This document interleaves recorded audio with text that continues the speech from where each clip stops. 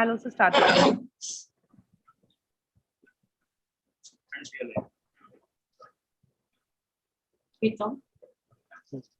So, let's start. Yes.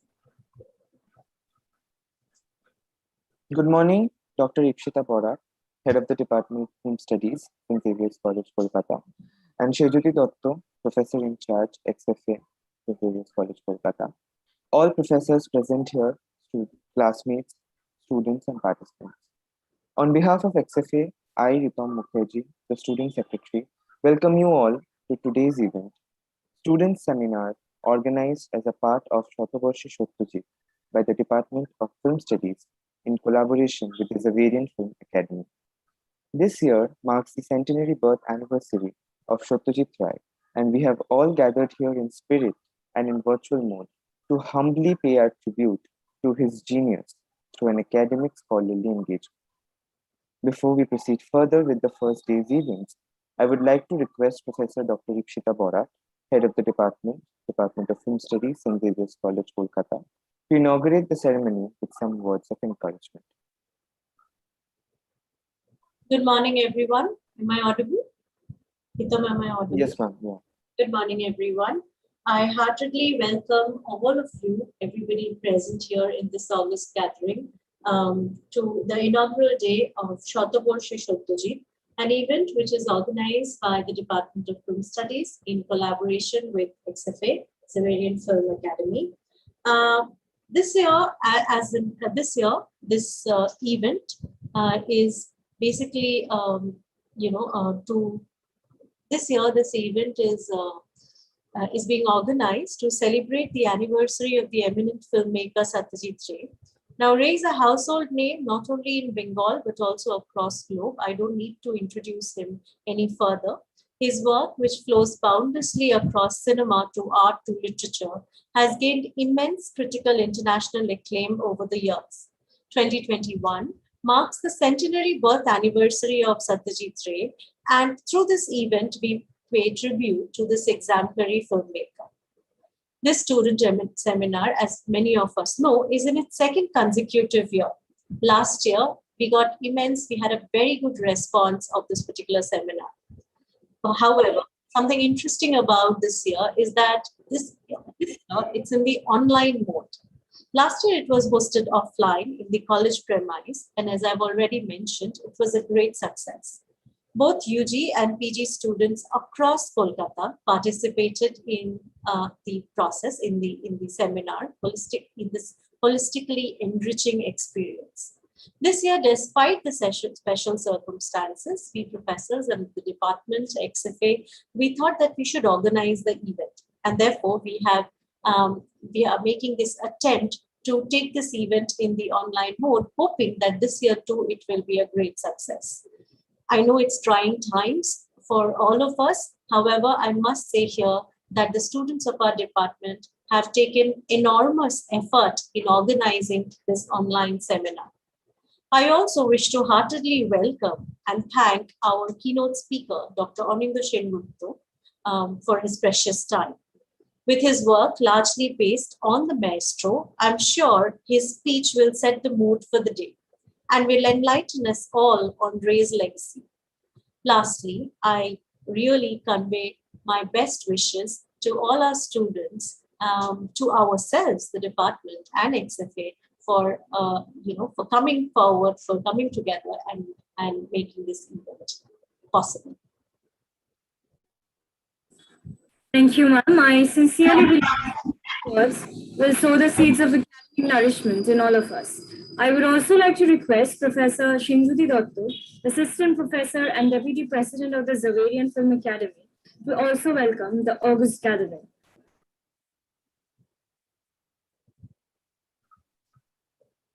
Thank you, Prerna, and thank you, Ikshita. Thank you for collaborating with us, with XFA. I don't have much to say. As Ikshita has already informed us, that this seminar, we had started it last year, hoping that we'll be able to continue it throughout the coming years. And of course, this year, because we have seen and faced this pandemic, these are the trying times. Still, we are trying to cope up. We are trying to engage our students in academic activities. So we thought, because it is possible to host webinars now online, why not give it a try? So I would not like to repeat what Ipshita has already said. I just want to inform you that to celebrate Satyajit Ray's birth centenary, this year we have decided, as XFA, Xaverian Film Academy, our students have decided to host a two-day event called Shotoborshe Satyajit. The first day of the event is today, where we have the student seminar in collaboration with Department of Film Studies. And I thank Department of Film Studies, where I also work as a professor, and Ipshita is the HOD. So thank you very much. And the next day, that is on 18th, that is the coming Sunday, we have some very interesting competitive events. I request our participants to be there to take part and attend that event as well.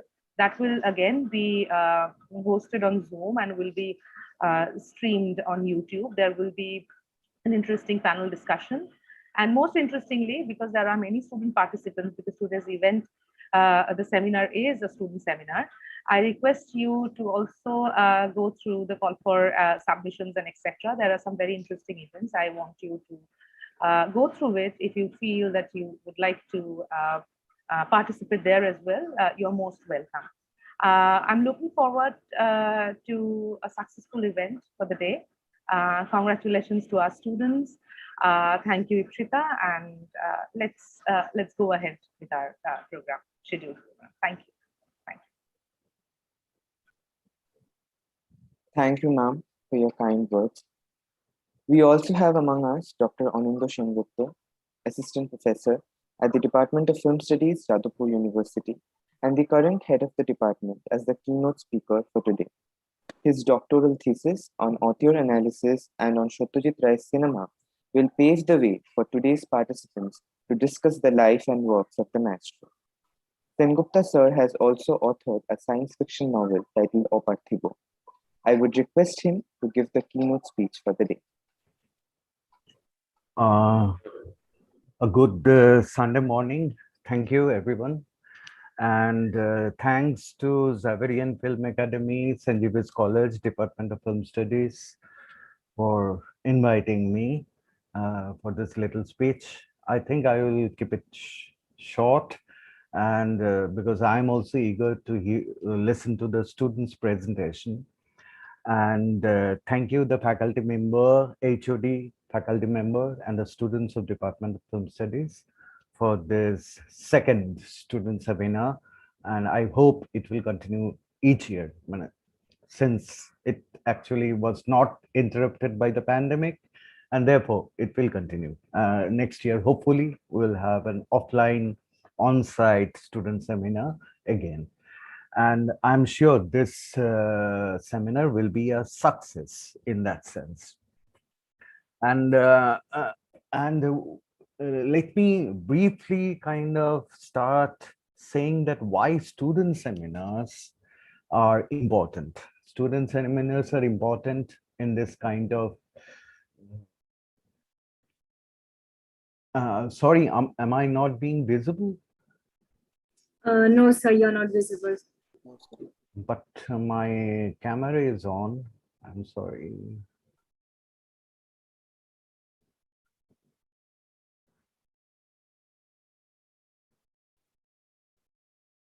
Okay, yeah. Okay, so so the invisible beginning words and the visible keynote speech. Okay, so I would like to begin with why the student seminars are important in this kind of event. So not every filmmaker, they have centenary celebrations. Centenary celebrations happen only of renowned filmmakers. They have who have passed the test of time, and there the taste of time becomes very important. And Shotoborshe Ray is definitely that kind of figure. But the problem becomes that during this time, and Shotoborshe Ray, who has become virtually a kind of cultural industry posthumously. And here I will try to differentiate between two kind of rays. One, Shotoborshe Ray, the figure who was alive and working in a certain context, local and global. And another is after his death, the figure which is constructed by the cultural industry, by academia, by many other kind of discourses, so on and so forth. And adaptations of Ray didn't stop actually. Reference to Ray's works didn't stop, and that was supposed to happen.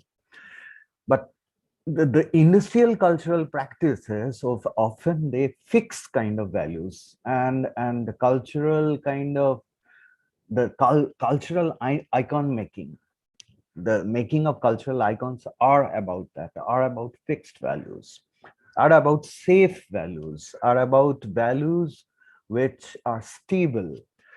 But artistic works are always full of possibilities, and it needs practitioners, art practitioners, students of art media, students of cinema, students of media, even literature, and other students of culture to figure out the possibilities of an Uber and the newer possibilities of meaning, which always the industrial cultural mode doesn't have doesn't have time for or doesn't have space for. And student seminars actually help it. I am lucky because I asked the organizers to have a to give me a kind of glimpse about the abstracts which were abstracts of the presentations which will be done today, and also the presentations which didn't find their places. That is, I won't use the word rejected, but they didn't find their places for the lack of time. And I'm sure that it was a very tough kind of the process of choosing that which paper will be there, which papers will be there, and which paper won't be there, because almost all papers they had severe possibilities. And this is something which I want to stress upon. Now, we all know, culturally, we all know that Ray's cinema belongs to the domain of the classics. Now, what are classics? Are classics stable things? No, classics are things in flux. Classics, they take different shapes in different times, different eras. And classics are not those kind of works of arts which stay up above in a hallowed pedestal beyond our reach, beyond our access. Though culture mainly lifts works of art to those kind of status, as it has done in our case, in case of Rabindranath's works many a times. But works of art, they become classics because if they can withstand newer questions, newer methods of questions, and newer paradigms of questioning, which only students can do. Now, students, they are, especially undergraduate and postgraduate students who are still in their courses, they are now getting initiated into a discourse, into a paradigm of questioning, into a paradigm of reading things, into a paradigm of specially reading things. So this is the moment, when the moment of adventurous speculations, the moment of risk-free questioning. And because within a few years might be, and I hope this won't happen, but it happens, so let's not complain, that within a few years when they enter into what I can describe as professional higher studies, into researches, into things regarding academia which had professional kind of bindings, slowly again their questionings, that start to become safer. That is what is academia at the present. What is academia allowing us to do, allowing us to ask, and what are the questions which are not trendy as such. This kind of habit sets in. But the students of your status, that is people who are in just being initiated, the excitement is high. You are discovering a brand new world, of thinking, so on and so forth. This is the right moment to kind of to encounter classics and to ask new questions regarding classics. And what happens is actually the academicians of my age, we had to continuously renew ourselves but we have actually baggages of an erstwhile era, an erstwhile paradigm of understanding things. And these baggages are not actually unnecessary things. Each era have their own kind of baggages. Each era have their own boundaries of thinking, the boundaries of ways of probing into things. But so we need to consciously try, we need to try to kind of surpass the boundaries as such. But it's easier for students of your age, and I think Ray's work, they have immense possibilities of this probing with newer questions, newer methods, and newer paradigms of questioning. And what is the newer paradigm? The newer paradigm is you yourself. The newer paradigm it's not a collective thing. Many a times it's just young, like Brownian motion, that the young minds just lurking, thinking, speculating, and approaching things in a new method without any kind of decided direction as such. Now, if you think of Ray, and when I'm sure that when we are thinking, and this is bound to happen, this is bound to happen again during the centenary year of the Opu trilogy, also in 2005 or something like that, much later. But even during the centenary year, that was the moment when we go back again and again. And if you think of Pather Pachali, Aparajita or Opu Sangsar, and something which kind of intrigues me is this, that how new the films still look like. And I can arguably say that I remember there are Hollywood films of mine released in 1955 and in color also, which are extremely favorite of mine. And I can recall particularly one film. I'm thinking of John Ford's The Searchers, which was made in color, a contemporary film as such. But even Searchers, there's a middle part of The Searchers. They look dated now, a bit dated. But Pather Pachali doesn't. So what was this rookie filmmakers, a rookie filmmaker, a rookie cinematographer like Subroto Mitro, and the entire team, which was rather new, and they're working with almost no budget actually, and virtually Pather Pachali becomes the first quote unquote no budget film in the history of cinema. If you think that no budget filmmaking is actually a kind of filmmaking where you cannot decide the entire budget of the film beforehand, because you don't have the fund and you don't have the infrastructure. So how did they manage it? How did they manage to make a film which still looks very fresh?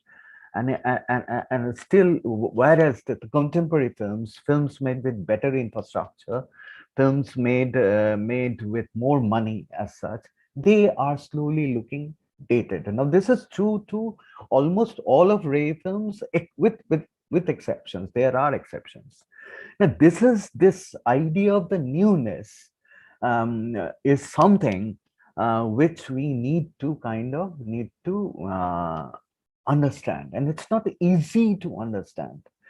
We need to go right into the nitty-gritties of image making, the craft of the films, what is there in front of the camera, how the entire thing is designed, and so on and so forth, to understand that the newness. Now, I cannot answer right now that why a film made in 1955, 56, and 59, if you think of Opu Sangsar also, why they actually appear so new to us still. But one can actually guess, and let's do the guesswork as such. Now, something which we need to understand is that if you think of the films, and if you think of the writings of Ray, and this becomes very important, the writings of Ray. Because if I go autobiographical a bit, I'll come back to this question of newness again, but let me have a kind of autobiographical digression, one can say. So I was during my childhood, when I was introduced to Rai and the world of cinema as such, and the introduction to the world of cinema happened two ways: introduction to the mainstream cinema, and also introduction to the alternative cinema. And you should remember that Rai is that kind of alternative cinema which has a regular intermittent flirtation with the mainstream cinema also. He made generic films. He made detective thrillers, he made ghost films, he made musical films, he has played with romantic dramas, so on and so forth. So during that time, during 1955, the end of the 50s and early 60s, those happy years of Bengali cinema, this difference between the alternative and the mainstream was not that pronounced as such. There was a kind of kindred spirit, actually, crisscrossing between these two kind of thinkings. But when I encountered them, that is in the 1980s, one can say, at that time, the division of the alternative and the mainstream was much profound. The division was wide. But if I think of my childhood and the way I encountered Ray and the world of cinema, then it's very important that I was not a young boy living in Kolkata. I lived in a small town, a city, a town, industrial town. It's not exactly like the Mofushal's, but other small towns, but a kind of industrial town which is modern in its own way. I lived in Durgapur.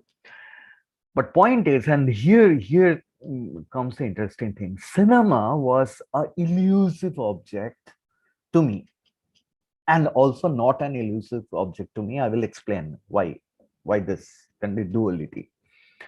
Because Durgapur had three kind of single screen theaters, and there was one theater which actually kind of prefigured the multiplex system now, because it had two halls, one hall in the theater in the basement and another above, and there were two other halls, kind of cinema halls, etc. And this latter two cinema halls, they were most of the time they were closed, because 1980s was the time when the film industry in Bengal, it was after the death of Uttam Kumar, mainly, not because of it, but it was one of the reasons. It was in a pretty bad shape. So this theaters, these two theaters, they largely remained closed. And often when they kind of opened, they released contemporary films, Hindi or Bangla, but most often they had reruns. The reruns were very common during those years. So they had reruns, and the last hall which we talked about, it kind of showed contemporary films. Also, it had reruns, and the base theater, it it kind of it was based upon older releases. Now, so kind of cinema as such, cinema was beyond our reach because the theaters were closed, and often in the kind of middle class culture my family belonged to, the cine going was not much encouraged. So cinema was out of our reach, and it becomes a kind of elusive object. But there was another world of cinema which opened to us. That was the world of the television. And those were the better days of television. I can vouch it was the better days of television than the world of television you are in right now, because those were the times of the national television. And in the national television, what like a cinematheque to us? Because I saw all Ray's films in the national television. And actually, because of the national television, by the end of the 1980s, we had a very good sense of history of the image as such. So by the end of 1980s, I can actually roughly kind of approximately can figure out, seeing the image of a Hindi or a Bengali film, not world cinema, the Hindi or a Bengali film, that of which era did it belong to? Is this 1940s, 50s, 60s, 70s, or it's this much in those years contemporary? So we had roughly a sense of history, because in national television there is a very good kind of curation of cinema. And we encountered Ray's cinema mainly through the national television. And also what I fondly remember, and in our one of our departmental seminar, I presented about this, that we had a very distinct idea of the new Indian cinema, which happened after 1968, went through 1970s and 80s. And the look, the feel, the entire ethos, the entire world of new Indian cinema was very distinct to us. So a teenager by the end of the 1980s had a distinct idea of what alternative cinema was like, and how Rai was connected to it, and how Rai was also different from it. How Rai was not exactly like the alternative cinema of the 1970s or 80s, and how Rai was kind of closer home and more familiar, one can say, but yet still cerebral, yet still alternative. The world cinema was beyond our bounds. And the world cinema was beyond our bounds because except bits and pieces of world cinema, which was actually exhibited in the national television. Now, why I'm saying this is because that there's something historical regarding this. There's something related to the time and space, chronotop, most probably the time and space of that moment, when my desire for cinema was actually increasing, my desire for a certain kind of image was increasing, and Ray's role into it. Because since we didn't have access to the contemporary released mainstream cinema, which we were not encouraged to visit, we had only access to the weekly twice mainstream cinema of the yesteryears. The entire world of cinema was actually communicated to us via language. And if you compare a teenager of Kolkata, if a teenager who had this yearning for cinema, for a different kind of cinema during those years, I'm not talking about contemporary era when the internet is a big relief. The P2P sharing of films is a big relief to us. We have access to the world of cinema through the internet, but those were not those times. And so this a larger world of cinema, of alternative cinema, of the world cinema, was beyond our bounds. And you should, if you compare it to a teenager of Kolkata, what would the teenager of Kolkata do? at a secondary level, or in his early youth, during his graduation level or something like that, he would know about something called the Chitravani. He would know about Gorki Shodon. He would know about Max Muller Bhavan. He would know about Nandon, and especially Nandon 3, where archival films were seen, and the entire world would open to them, but not to a kid, or a teenager, or a young boy, or in his early youth in an industrial township. No, that wouldn't happen. It's still elusive. So we understood cinema, another world of cinema which we didn't have access to via writings.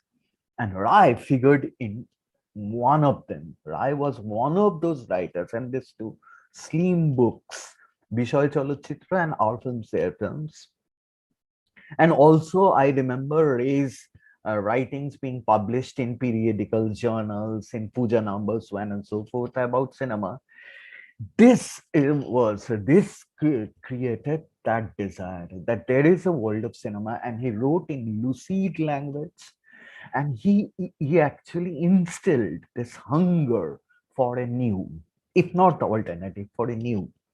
And this newness, one should not, since this man is 100 this year, and I think most of you, to most of them, he is someone ancient.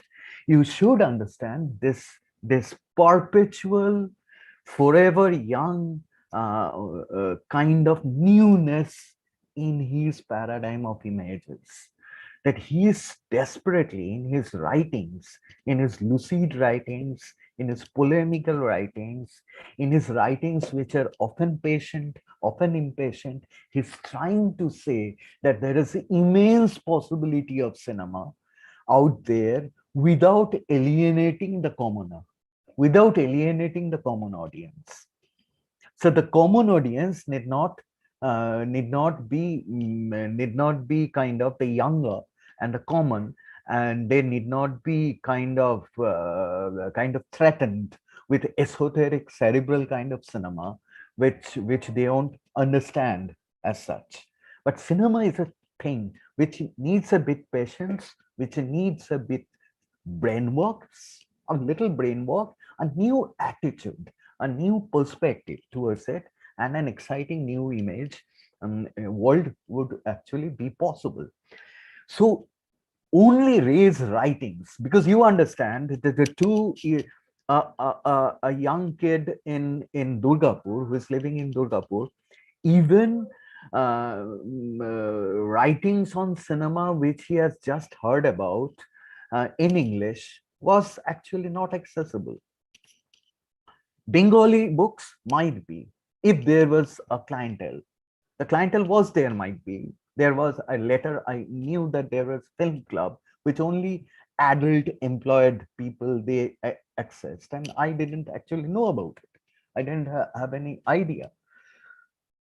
So most probably Satyajit Ray is most probably the only kind of figure I know about, only filmmaker who wrote about cinema for younger people, for young adults, or even for children. If I remember A.K. Bole shooting, that was so he had this, he took it upon himself that the world of cinema should be kind of communicated to the school levels, and actually something, a kind of desire is instilled into it, which is still not has still not materialized, and something which I sometimes think about, that is film education at the school level or at the higher secondary levels, which is immensely possible. And Ray's writings actually show that it's possible to introduce cinema at the school level things. So Ray's cinema was a young cinema, and therefore it's perpetually new, and young people of all era need to encounter Ray's cinema.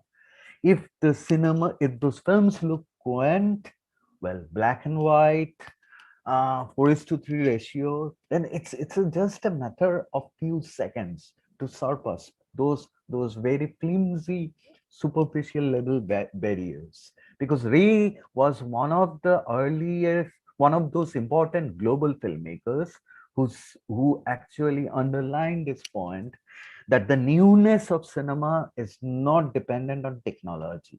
It's dependent on a kind of intelligent use of film technique, which does not need capital. The film technique does not need capital. It needs another kind of capital. That is a kind of one can say worldview, in lack of a better word, a kind of new paradigm of thinking. A paradigm of thinking which is actually slowly eclipsing in today's very right-wing world, the right-wing world, which is slowly trashing this 20th century paradigm of exciting, adventurous world of thought, one can say, and which is still continuing in an educational institution like yours, and from where you will be speaking. And I'm not talking only of St. Xavier's, I'm talking of all educational institutions. The educational institutions, the Hogwarts, one can say, is the last bastion of a certain kind of progressive thinking, which Rai is an icon of. So you are newer people, new people with the lack of baggages of understanding cinema, which younger people of 1970s, 80s, even 90s they had. You were approaching cinema in a new kind of way, and you were approaching a filmmaker who actually obviously will test this trial of, not only trial of the questioning of the new, but who invites it. Kind of just ask me. I kind of rediscovered this filmmaker, rediscovered hidden nuances each day, each week, almost one can say. Each day I think of certain things that how did someone arrive at this kind of decisions during filmmaking. And Satyajit Ray, as a filmmaker, and I'm happy that there are few abstracts regarding his literature. Something is very essential, something essential not only in literacy departments but also in the departments of cinema, to understand his literature also side by side with his cinema. I'm happy there are papers there regarding that. And Satyajit Ray invites younger people. Many a time it's for the younger people, and many times he invites younger people to inquire, to question, to probe in. He invites kind of. And if I remember my 1980s, there is in Rai, there is a kind of Piper of Hamelin kind of thing, the kind of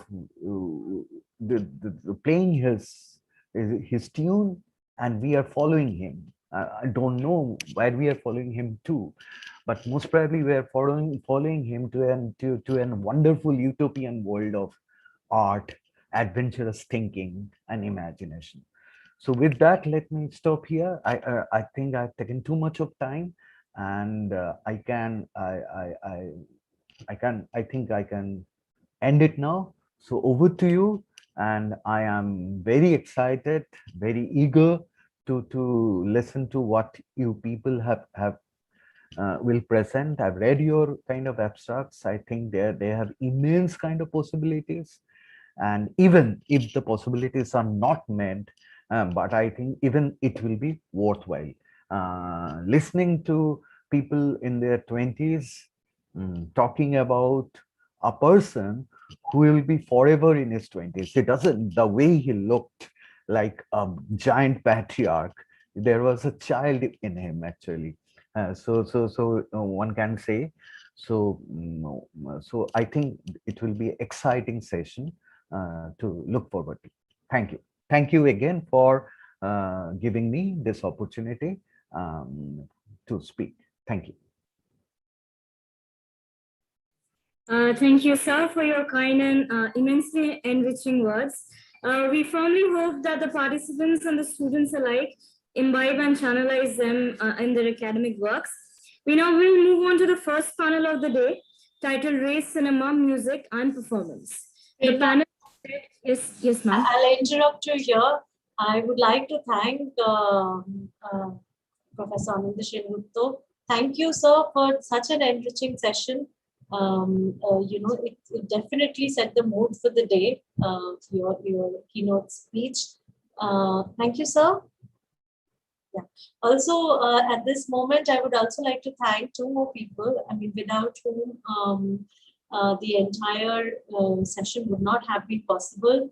Definitely, I would like to thank Father Principal Dominic Samuel SJ. Thank you, Father, for allowing us for this, for bringing together this particular student seminar. And also thank you, Vice Principal, sir. Thank you, Professor Bertram De Silva. Thank you so much for constantly encouraging us to, have more and more such academic events.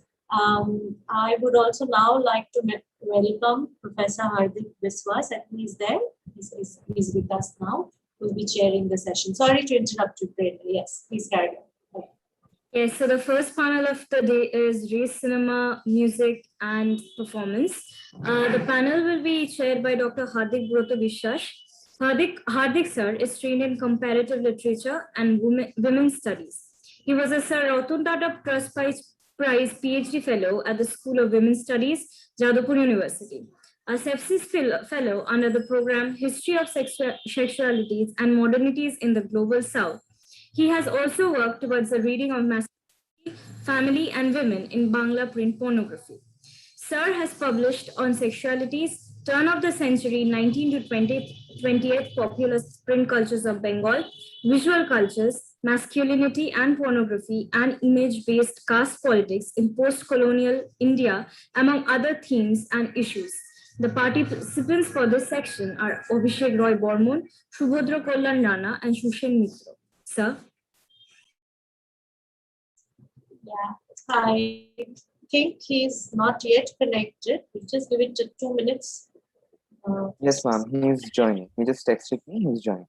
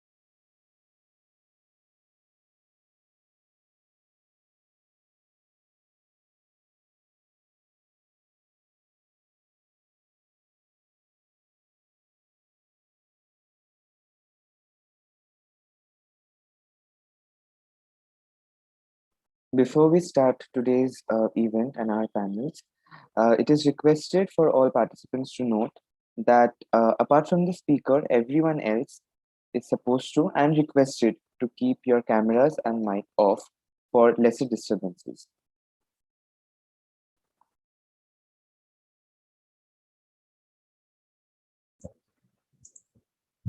Okay, maybe I'll take this time to explain to our participants how we go about it. So what happens is we'll have the sessions, and there are questions which are also coming. Am I audible? Yes, ma'am. yes. So there are questions which are also there in the YouTube, because as we all know that this is being streamed live on YouTube.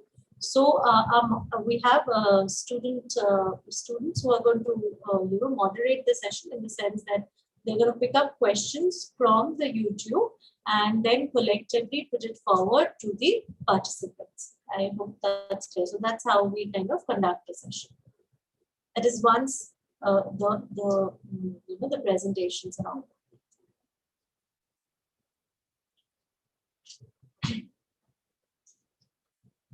If there are any doubts among the participants, you may clear it now. And also, Akshita, they have 15 minutes, Yes. 15 minutes to present their papers. And after that, they'll get 5 minutes for the discussion and everything. Now it's up to the chair whether he wants all the papers to be over first and then go for the discussion for the rest of the 15 minutes, or speaker by speaker, that the chair will decide. So you have 15 minutes, and before we start the sessions, please check if you have anything to share. Keep that with you, and in case there is a problem, you can always send it to our organizers. We can also start sharing from our side to help you out.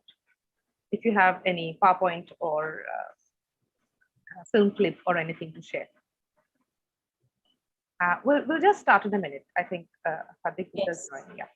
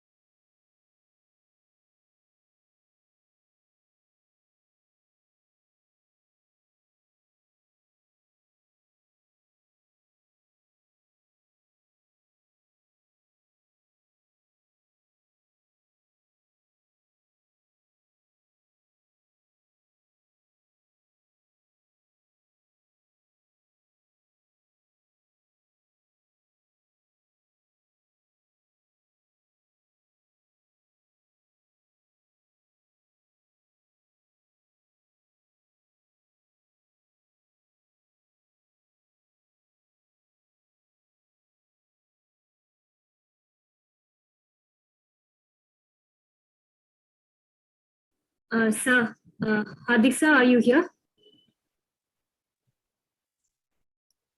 Yes, I'm here. How are you, Prerna? I am well, thank you, sir. How are you? Fine. Okay, sir. So the first panel, sir, the one you will be chairing is titled Race, Cinema, Music and Performance. The panel will be chaired by you. Hardik sir is trained in comparative literature and women's studies. He was a Sir Ratan Tata Trust Prize PhD Fellow at the School of Women's Studies, Jadavpur University, a Cephas Fellow under the program History of Sexualities and Modernities in the Global South. He has also worked towards the reading of Masculinity, Family and Women in Bangla Print Pornography. Sir has published on sexualities, turn of the century 19 to 20, popular print cultures of Bengal, visual cultures, masculinity and pornography, and image-based caste politics in post-colonial India, among other themes and issues. The participants for this section are Abhishek Gorman, Subhadra Golan Rana, and Shushan Mitra. Over to you, sir. Yes. Thank you, Prerna. Am I audible? Am I clearly audible? Yes, sir, you are. Yes, yes. I thank the St. Xavier's College and Department of Film Studies, and especially Professor Ipshita Borat, who has invited me to chair this session. And this is indeed a very interesting conference, Shotoborshe Satyajit. And there are three papers I think, and I also thank Ritom because he had been communicating with me. There are 3 papers here in this panel. The 3 papers, I think, cover a lot of ground, and in way of they have been given to me. The first paper is by Abhishek Roy Bormon from Jadavpur University, Making Meaning in Ray's Films Through Acting. The second paper is by Subhadra Kollan Rana, who is from Bijoygarh Jyotish Ray College, Ray's Music Room, an introduction to the musical concepts of Satyajit Ray. And the third paper, The Still Sad Music of Humanity, Music and Satyajit Ray's Cinema, which is by Shushen Mitro, who is from St. Xavier's College itself. So let us first welcome the panelists in this panel, Abhishek, Subhadra Kollan, and Shushen, and they must present their paper first, and then we can go into a discussion, a short discussion. I think the time for each of you is 15 minutes, followed by a presentation, a discussion of 5 minutes. So can we begin with Abhishek Roy Bormon and his paper, Making Meaning in Ray's Films Through Acting? Abhishek, are you here? Yes, sir. Am I audible? Yes, you are. Yes. I welcome you to present your paper, Abhishek. Yeah. Thank you, sir. So I hope I'm audible as well as visible. Yes. First, I thank the Zavarian Film Academy and Department of Film Studies, St. Xavier's College, for inviting me to this event. So I'll be discussing this topic of acting in Ray's films, which is, I think, still a very under-discussed and under-theorized area. And I'll not try to give a kind of holistic view of acting or performance across his kind of body of work, which is quite it requires kind of deep research and covers a lot of ground. I'll be just focusing on one of his films, Satyajit Ray's Nayo, which was made in 1966. And in the course of this presentation, I would like to share some thoughts on performance in Nayo. I argue that a reading of Nayo on the basis of its performance elements reveals that the film embodies the dilemma of self-expression stemming from the collaboration of 2 authors, namely Satyajit Ray and Uttam Kumar. But before moving into that, I want to quote Ohindra Chaudhary, a veteran actor of the early talkie era. It is from an article published in a 1949 issue of Chitravani.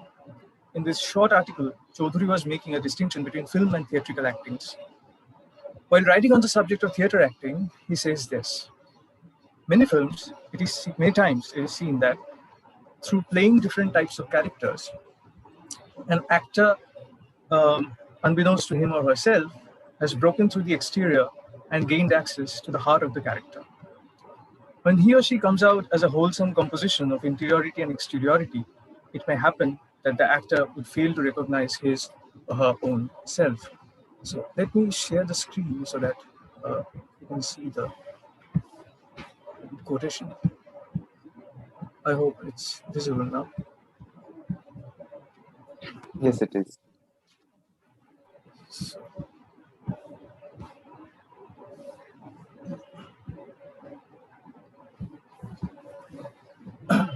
So this is a quotation. And so on the other hand, Chaudhary is quite dissatisfied with the way films follow typecasting as a rule of thumb. To save money and time of training and workshop, the filmmakers cast an actor in a certain type of role that he or she plays with elan. What is inferred from this comparison between a film actor and a theatrical actor, or the 2 types of acting, is that a film actor can only excel in his or her art by losing his body and soul in the character he or she plays. This is what Ohindra Chaudhary kind of desires from a film actor, not the kind of type acting that is conventionally practiced. In Nayak, we see an ironic recasting of this proposition. Arindam, the film star, has so ingrained the character he's playing, the star persona, that he cannot get himself out of its tight grip, even when he is not on the screen. He's always in the character, and the major existential conflict of the film rises from his effort to break through that obstacle in search of his true self. Satyajit Ray himself typified stars in this manner. He said, circumstances have brought stars to a pitch where they must stick to their image or topple. And this usually means doing the same thing over and over again. If we think in this line, Nayok becomes an interesting commentary on film acting and film stardom, as I'll try to show in this presentation. The train that takes Arindam and his co-passengers from Calcutta to Delhi becomes a stage for the characters to play out different persona, the different dramatists' persona. And in the midst of them, the hero, played by Uttam Kumar, stands as a kind of hyperbolized epitome of play acting. One can say that Nayak foregrounds as its theme the theory of Erving Goffman that performance is a very means of self-expression. Within a social cultural context, we all play out roles according to predetermined codes of convention. Acting on stage or in film is just an ostentatious extension of that. To elaborate on this point, I've chosen two scenes from the film. Now, my second proposition is that film acting itself can be a major foray to the interpretation of film text, which I kind of try to show in this presentation. Acting or performance gains meaning from a determinate context, as Richard Dyer argues. Actors take inspiration from quotidian gestures and then transmute them to expressive means of performance. Fitting with the aesthetic economy of the film. The actor's craft lies in selective projection of certain signs through gestures and elocutions, which in turn become meaningful in their arrangement with other non-performance elements such as editing, lighting, setting, lensing, sound, etc. Reading films in respect of performance science is not an idle exercise because not only does it throw light on the actor's craftsmanship, but also offers innovative ways of reading films.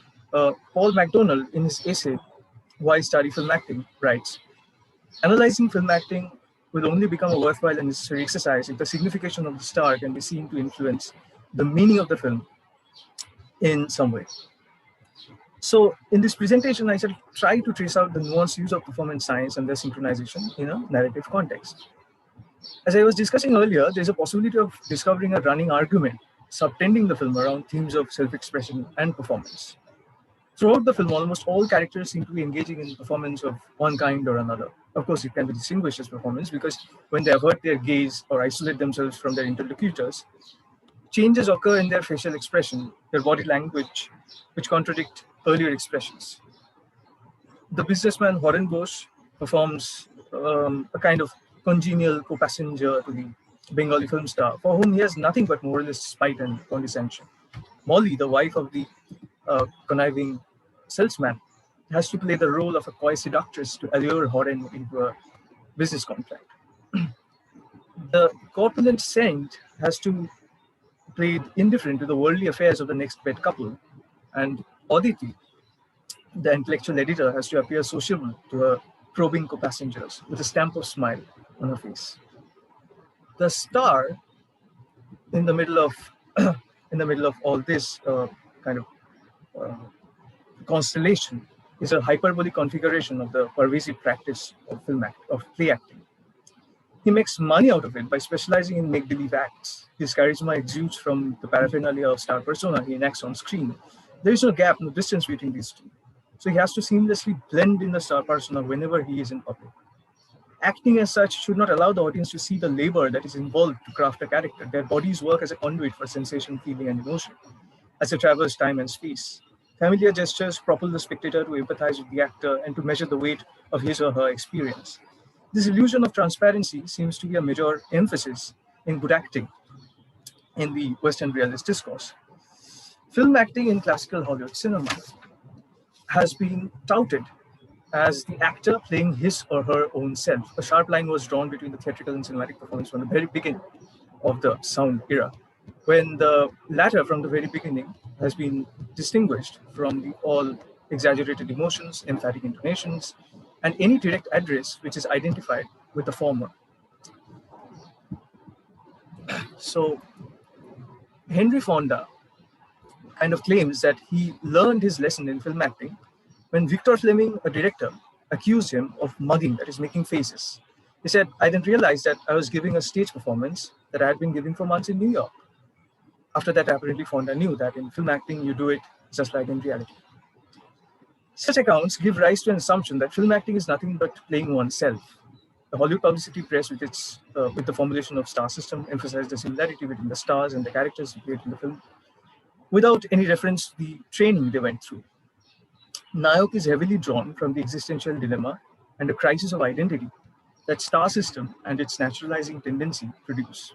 And Satyajit Ray Uttam Kumar do encode the bitter fruit of stardom in Nayok by foregrounding the very phenomenon of performance. Here we see a double awareness regarding the transparency theory of film acting as such. Arindam himself champions a naturalistic acting that disavows any opacity, any heightened gesture, whereby the character and the actor, enmeshed with one another, emerges as one. There is no expressive discoherence that may reveal a recess between the two. In the context of Nayok, the last sentence of Arinder Chaudhary on the topic of theatrical acting has an ominous resonance. It may happen that the actor will fail to recognize his or her own self.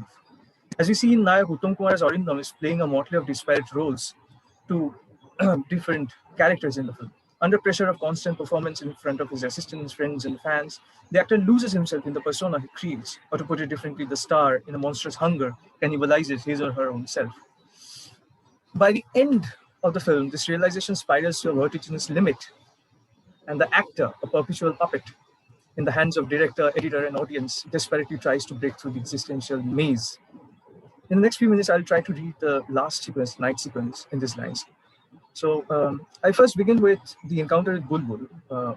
Arindam returns from diner. He seems disconcerted by the recent recapitulations. Nonetheless, as he enters his cabin, he is compelled to move into the star role. The role he has to play out in front of a bedridden Bulbul is that of an affectionate figure, a caring individual, a surrogate father figure, while her mother is asleep and her father is absent. But Arindam's acting seems very strained and mannered, as if suddenly he has lost grip on his craft, or something inside him is rebelling against this ritualistic play acting. As he smiles, his muscles seems to be stretched to their limits, as if it hurts him to laugh. The smile vanishes as he turns away from Bulbul. He means to be a slightly stern yet loving elder brother, taking the girl's concern about his health more seriously. What interests me is the time Arindam takes before breathing out each answer, as if he is too tired to entertain Bulbul. He cannot glide in and out of the star's jacket with his usual swiftness and suave. As if a gaping hole is opening up between Arindam the actor and the Arindam the star role he is used to play. That is ruining the play acting. As Arindam drinks the water, the actor, no longer able to sustain the expressive coherence, breaks the character. As soon as the eye contact has gone, he's out of the character. Later in the scene, he goes to the bathroom and drinks up the bottle, ready to move into the role of a boorish drunken brawler that will escalate the ruin he wants to bring upon his star persona. In this attempt, he turns toward the poor old moralist writer Jokish, who is about to scrape off from a chicken leg. Seeing Arindam's face bobbing in the narrow opening of the sliding door, his hand is suspended at a distance and the bone doesn't reach his parted lips. Arindam groans out a love song, Jodi Prano Shokha Na Dite Dekha. A devilish grin on his face turns the love song into a mockery of romantic sensibility that films kind of regiment again and again. After two lines, the song gives way to a guttural laughter, which sends nausea up the old man's nose. But the immediate next beat is an encounter with a little girl who is already in the passage, inspecting Arindam cracking up in his drunken, dizzy spell. Arindam realizes that he has terrorized the girl, so he tries to restrain himself and glide into his star role. But it is of no use. The glimmer of laughter on Arindam's face only serves to break the stupefaction of the girl, and she runs straight to her cabin. The smile on his face recedes. The glimmer of victory over the elderly co-passenger is no longer traceable. Rather, it exposes a slow spread of bitterness. The sudden disruption perpetrated by the girl's presence pushes Arindam to another bleaker realization that he has no other personality to choose from when the problem is to appear congenial, polite, humane, and affectionate. It is the iconography of the star persona accrued in publicity materials and film appearances that has become the sole reservoir of emotive gestures for him. Whether he is playing a ruffian or a morally upright hero, he has to be obsequious to the system of science deliberated upon him. It is either by parodying the iconography, as he done just in the last instance, while kind of this encounter with the Jogesh character, or embracing it, that he can be himself. This inevitability is more pathetically emphasized by the gesture of rubbing his face while conversing with Miss Sengupta, Aditi. In this scene, as Arindam is about to pour his inside out in front of Aditi, Horen Bose comes between them and goes over to the bathroom. Seeing Horen, Arindam feigns to wipe his face as if to avert meeting his eyes. Although wherein lives the bridge, Arindam doesn't relax his hand. On the contrary, the rubbing becomes oppressive. Eyes closed, facial muscles more strained, while his hands repeatedly scrapes his face up and down as if to tear the hideous skin that has molded his body. As if the body, which has become this cage-like thing that he is in a dire need to abandon, presents a great obstacle to his self-expression. So before I end my presentation, I want to put forth a third proposition related to my second proposition, of course. I have argued that the line of Paul MacDonald that film acting is an expressive means, just like montage. Abhishek, sorry, Yes. you have 5 minutes. Okay. 5 minutes more. Okay? Please continue. I'll try to wrap up in 5 minutes. I have argued in the line of Paul MacDonald that film acting is an expressive means, just like montage, and mise-en-scène, which should be read through for yielding new signification and complicating available readings, which is also clear from the thematic concern of Nayo, is the film's awareness of the film actor's centrality in generating reality effect in a film. Here, the question of authorship, too, becomes quite pertinent. The film suddenly becomes aware of the autonomy of the actor, his or her separate existence from the role or persona. The actor on the screen, I'm quoting now Georg Sternigel, the actor on the screen is at once regarded as an active and acting agent. The actor in film is not reduced to a passive and imaged object. Acting in film can now be better seen and even be felt to count for something. So the double awareness I was talking about earlier involves not only foregrounding of the performance that characters in the film play out to survive in an urban jungle, but also the performance that the film actors are doing in the film itself. The shift in performance frames or performance styles that break expressive coherence of the actor attest to that. As if the film covets the attention of the viewers to the fact, I'm talking about Nayak now, that its grandeur entails from the ensemble cast and the diverse use of performance. Ray wrote in Uttam Kumar's obituary, but did you see Uttam Kumar? He's talking about Nayak, revisiting Nayak. And he said, but did you see Uttam Kumar in a 2-hour film that centers around him? He's perfect from every angle, in every scene. The story, the script, the making is mine, but Uttam made it his own with his charisma and effortlessness that only an actor of his caliber could do. It is fascinating to see Satyajit Ray articulating a film in terms of how it is centered not around a character, but an actor. As if it is an exhibitionist act that the director is going to showcase. And we realize this exhibitionist impulse when Uttam seems to be trying out different ways to write with a dry needle during the first encounter with Shormila. The very composed and unperturbed appearance of the actor, in spite of the possibility of embarrassment, gives him away as Uttam Kumar, the actor, not Arindam, the character. Finally, Uttam dips the needle in a glass of water and keeps writing on the page. But the page remains white, not a single spot of ink on it. Satyajit Ray doesn't throw away the scene and substitute with a retake where the writing really happens. Rather, he keeps the scene with a dysfunctional painting. This looks like a shout out to the viewers who would recognize Uttam Kumar in the scene and at the same time might discover that the director, enamored by his Uttam's charismatic play acting, just like a fan, is collaborating with him. Satyajit Chaudhary writes, in Arindam Mukherjee, we see two matinee idols, one which Ray imagined and one which Kumar is in his own lifetime. This meant a constant tension in the figure of the hero. This tension Chaudhary talks about is an issue of self-expression. According to Frank McConnell, stars, because they seem to be really there on the screen, but they are not because they are what we experience, though much else constructs them, dramatize the crisis of the notion of self-expression. So the tension Satyajit Chaudhary observes in Nayok is localized in the narrative, which dramatizes the conflict between self and the role, the actor and the character, and more importantly, the two authors, the star and the director. To whom does Nayok belong? Is it a Satyajit Ray film or an Uttam Kumar film? The project, as you all know from the very beginning, from the very moment of inception, has been fraught with these questions. Satyajit was regularly bugged by journalists and friends as to why he chose Uttam Kumar, a popular matinee idol of the quotidian mass, as a protagonist of his film. My objective is not to articulate a thesis to scale the authorship and identity of who is the real author. What is important to notice is the film's awareness of this issue, which led to dramatization of that dilemma in its narrative and its performance that foreground the issue of self-expression. Thank you.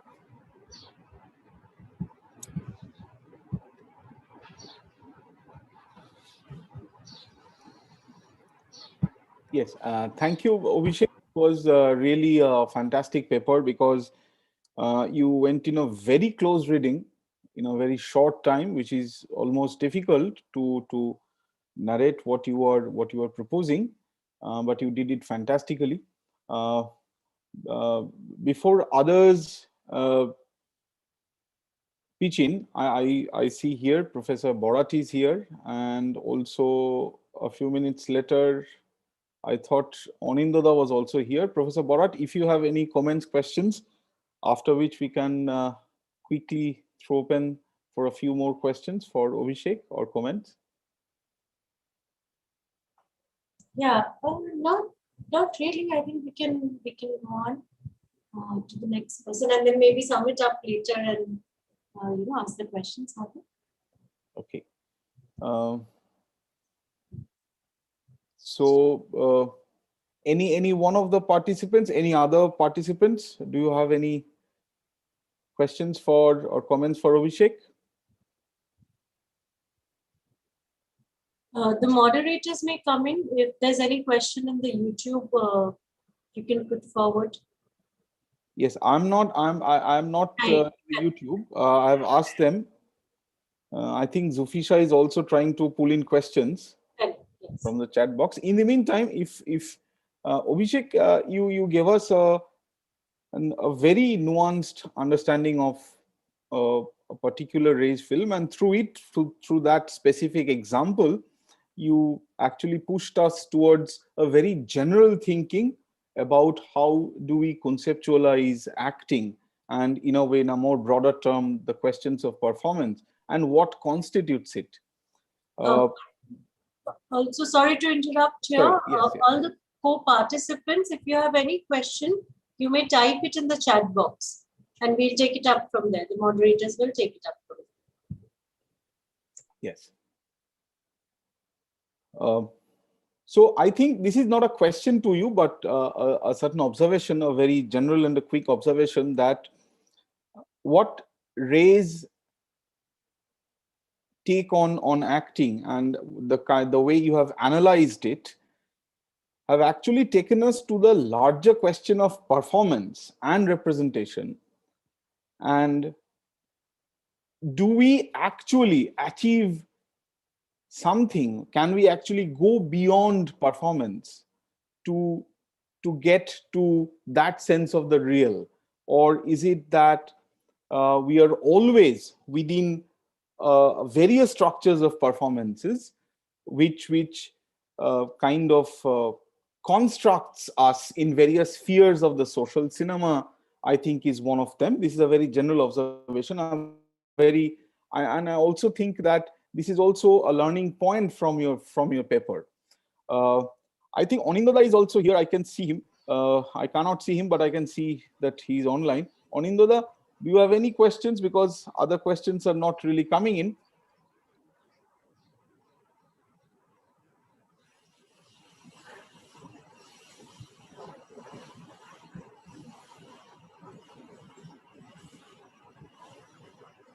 And Abhishek, you have also in your the abstract that you have submitted also says, in a way, let me just bring out your abstract.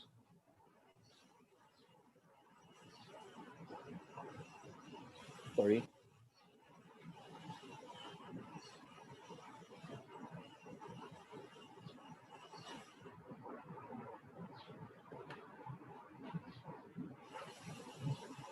Yes.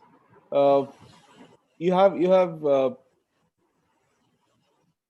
if in your abstract you have told us, which is also fantastically explained in your very this nuanced paper, that previously star studies have contributed a great deal in recuperating the agency of the film actors. However, such work tends to dabble with sociological surveys and cultural studies at the expense of observing exactly what the actor's body does on screen in individual text to impregnate them with meaning.